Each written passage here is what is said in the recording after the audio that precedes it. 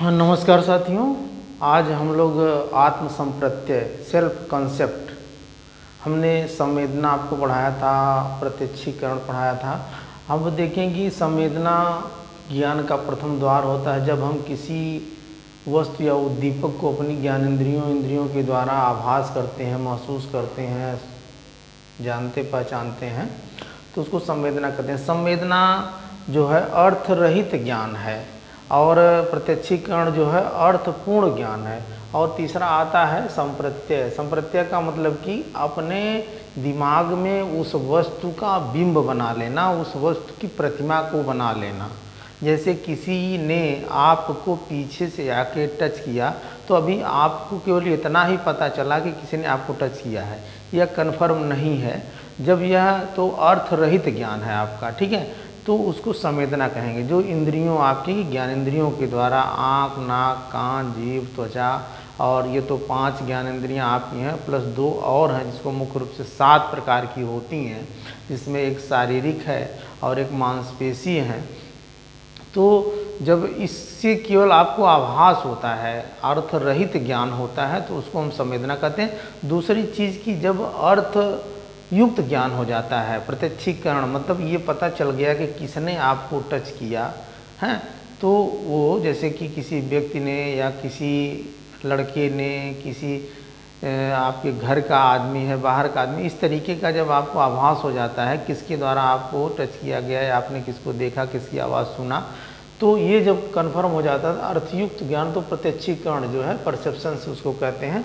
अब इसके बाद अगला है संप्रत्यय, आत्म संप्रत्यय। इसके बाद जो है जब आपको ये पता चल जाता है कि आपके पिता ने, आपकी मम्मी ने, आपके बहन ने या आपके भाई ने आपको टच किया है, तो आप उसका इमेज अपने दिमाग में बना लेते हैं, हाँ ऐसे हैं, मतलब जानते ही। तो ये तीसरा है कि आत्म यानी अपना मस्तिष्क में उसका इमेज बना ले। संप्रत्यय का मतलब होता है, संप्रत्यय को हम कहेंगे कि अपने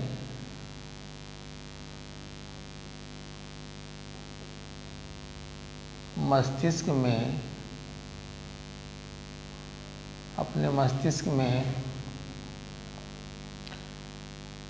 में बिंब या प्रतिमा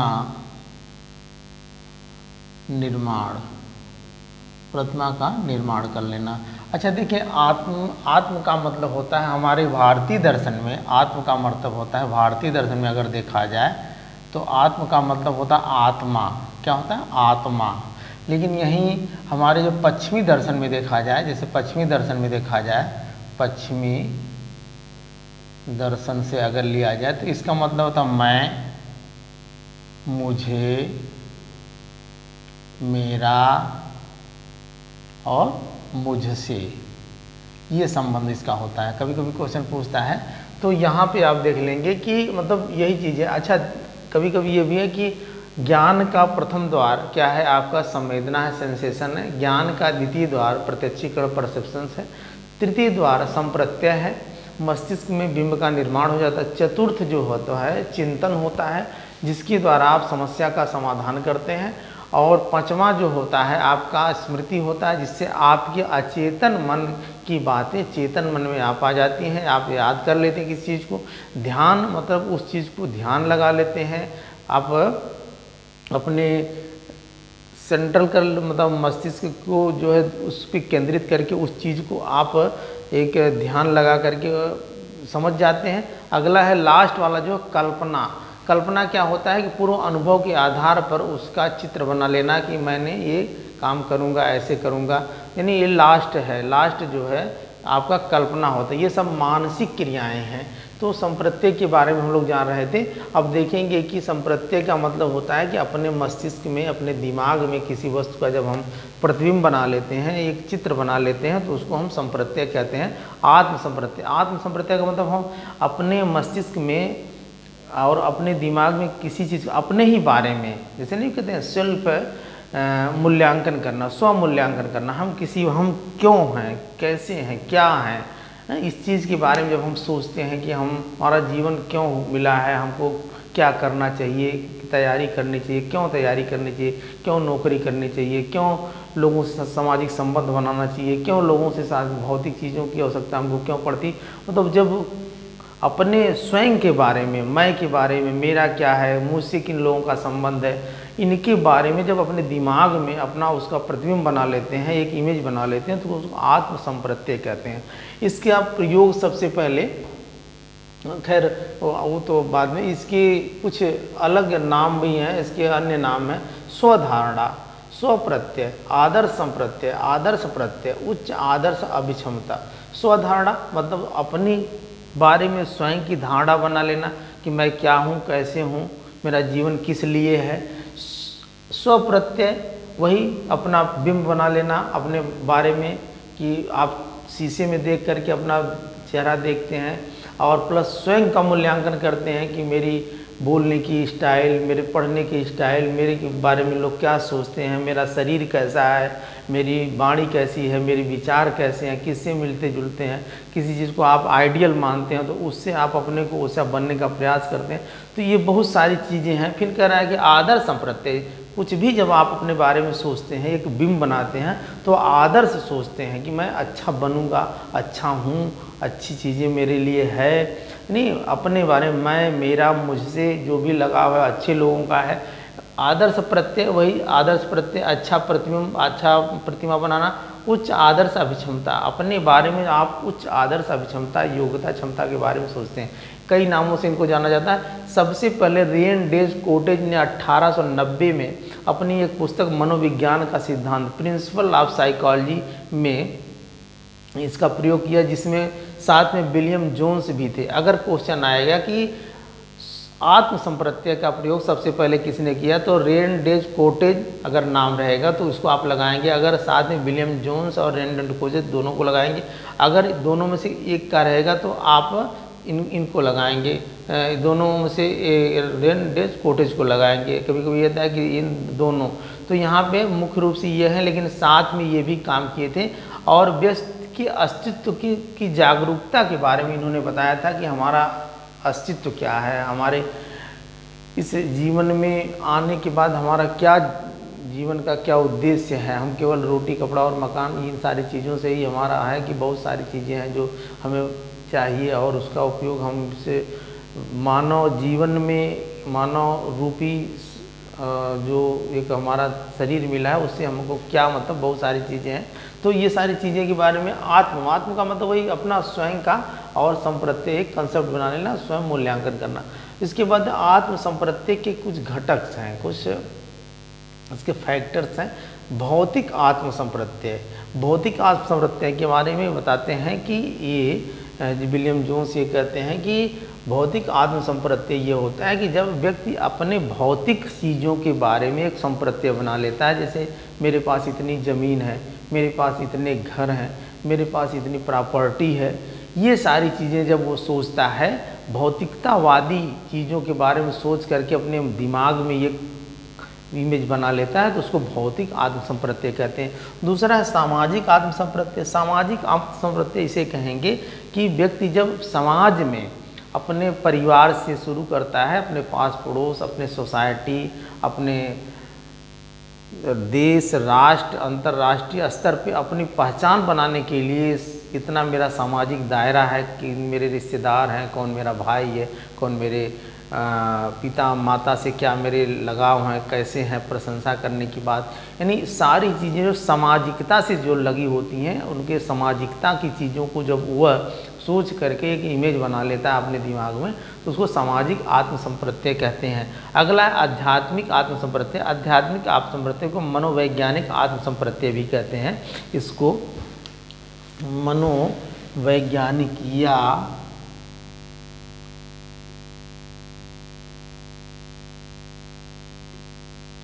वैज्ञानिक आत्म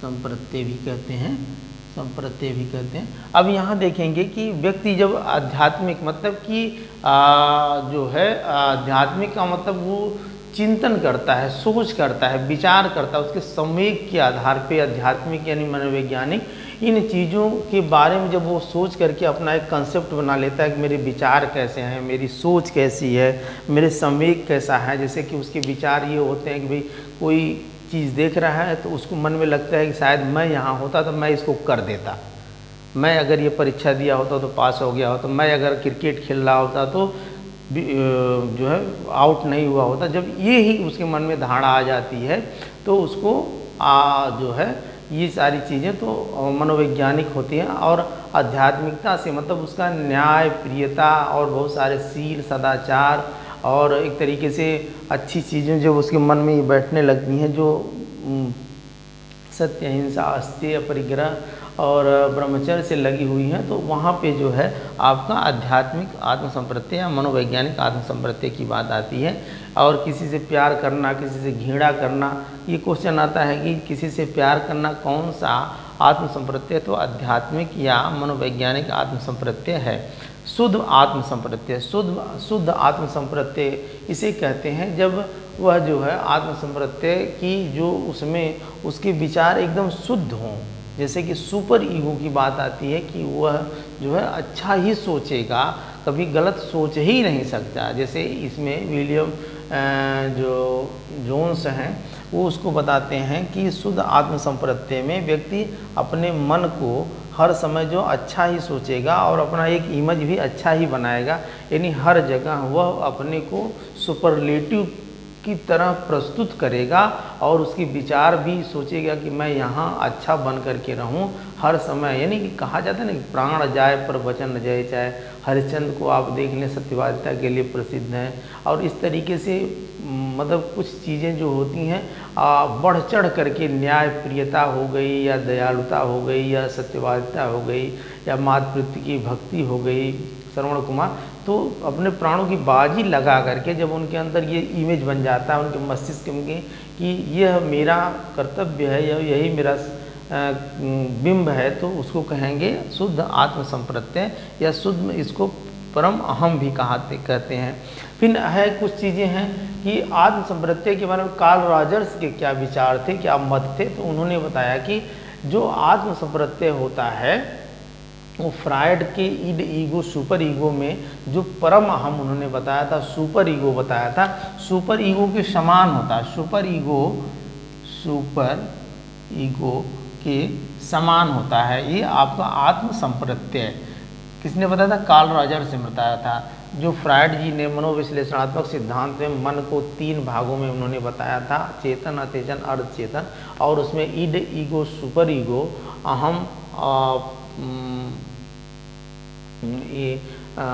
और इदम अहम, परम अहम की बात उन्होंने कही थी। तो वहाँ पे उसी के समान आत्मसंप्रत्यय को मानते हैं कि जिसका आत्मसंप्रत्यय अपना स्वयं का जो है अपने बारे में जो विचार होते हैं अच्छे होते हैं। और इसी ने ही जो है कार्ल रॉजर्स ने ही जो है इस आत्मसंप्रत्यय को आदर्श संप्रत्यय कहा, क्योंकि उन्होंने यह कहा कि व्यक्ति अपने बारे में जो विचार करता है तो अच्छा ही विचार करता है, आदर्श ही विचार करता है, इसलिए उसको आदर्श आत्मसंप्रत्यय किसने कहा था? कार्ल रॉजर्स ने कहा था।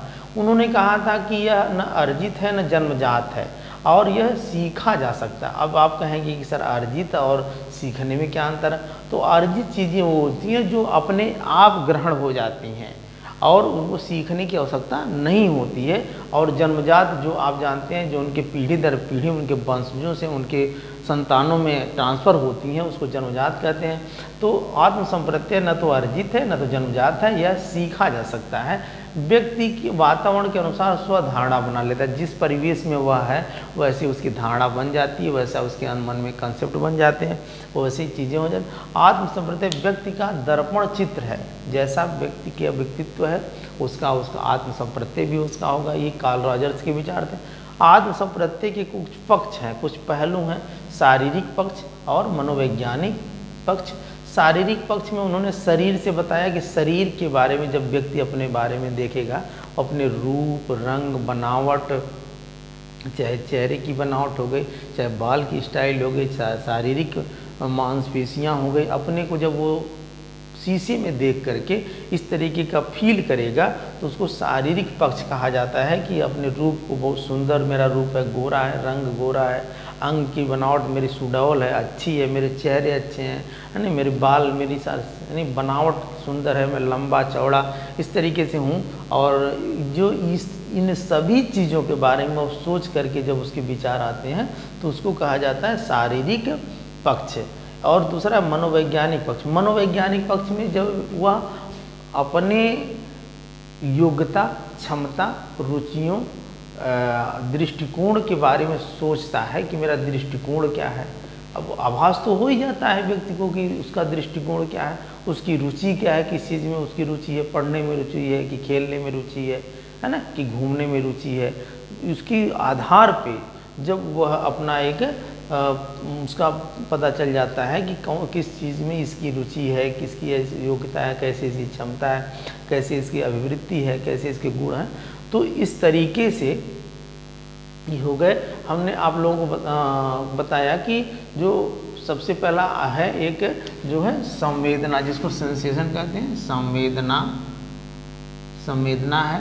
दूसरा आपका प्रत्यक्षीकरण है। तीसरा संप्रत्यय है। चौथा आपका संप्रत्यय के बाद है संप्रत्यय है चिंतन है और स्मृति है, ध्यान है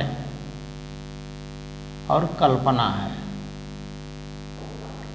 है। ये देखें आप, ये इसमें क्या है, थोड़ी सी समझने की चीज़ है। अब संवेदना में क्या है कि जो है संवेदना में अर्थ रहित ज्ञान होता है, उसको अर्थ रहित ज्ञान कहते हैं। इसको अर्थ रहित ज्ञान, यानी इसको ज्ञान का प्रथम द्वार भी, यानी यहीं से ज्ञान की शुरुआत होती है, ज्ञान इंद्रियों और इंद्रियों के द्वारा, यानी ज्ञान का प्रथम द्वार भी इसको कहेंगे। ज्ञान का प्रथम द्वार इसको कहेंगे। यहाँ पे प्रत्यक्षीकरण में अर्थ पूर्ण ज्ञान हो जाता है, अर्थ पूर्ण ज्ञान हो जाता है, ठीक है, ये द्वितीय द्वार हो गया। यहाँ पे अपना वो बिंब बना लेता है, अपनी एक प्रतिमा बना लेता है, उसके बारे में, वो दीपक या वस्तु के बारे में, वो जो जिससे उसकी ज्ञानेंद्रियों के द्वारा आभास हो रहा, नहीं, प्रतिमा का निर्माण हो जाता है, प्रतिमा का निर्माण। और चिंतन में समस्या समाधान हो जाता है, समस्या समाधान, चिंतन करके समस्या का समाधान करता है। स्मृति में कि आपकी जो किसी चीज़ को आप देखते हैं, चेतन मन से देखते हैं, फिर आपके वो अचेतन मन में चली जाती है। जब फिर आपको याद करना है तो अचेतन मन से चेतन मन में वो चीज़ जब वापस आ जाती है तो उसको स्मृति कहते हैं, उसको याद करना कहते हैं।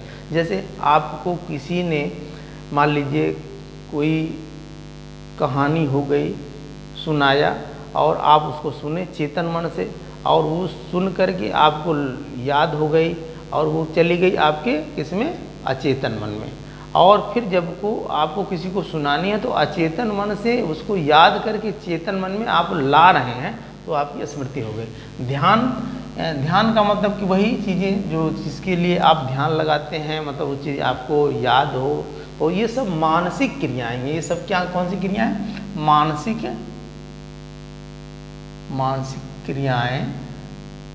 मानसिक क्रियाएं हैं। और फिर लास्ट में कल्पना है। कल्पना जो है एक तरीके की ज्ञान का सबसे आखिरी पड़ाव होता है। इसमें पूर्व अनुभव के आधार पर व्यक्ति किसी चीज़ का रूप अपने दिमाग में बना लेता है। कि जैसे सोचता है बच्चा, अभी स्कूल जाएगा तो सोचेगा कि मैं स्कूल जाऊंगा, पढ़ूंगा, मेडल पाऊंगा, परीक्षा में पास हो जाऊंगा, मेरे माता पिता मेरी जो मांगूंगा वो दे देंगे। मतलब बहुत सारी चीज़ें हैं, कल्पना की चीज़ें हैं। नहीं, कल्पना सकारात्मक भी होती है, नकारात्मक भी होती है। कल्पना ही कि जीवन बेकार है। जो चीज़ें आप देख रहे हैं किसी ने उसकी कल्पना की होगी, वही इसलिए जो है आज वो हमारे जीवन में चीज़ें हैं। इसलिए बिना कल्पना के जीवन की कल्पना ही नहीं की जा सकती, ये भी आप कह सकते हैं। तो ये छोटा सा टॉपिक था लेकिन अपने आप में बहुत ही इम्पोर्टेंट था। अगर मेरा पढ़ाया हुआ पसंद आए तो उसको लाइक करके, सब्सक्राइब करके बेल आइकन को पुश करें। धन्यवाद।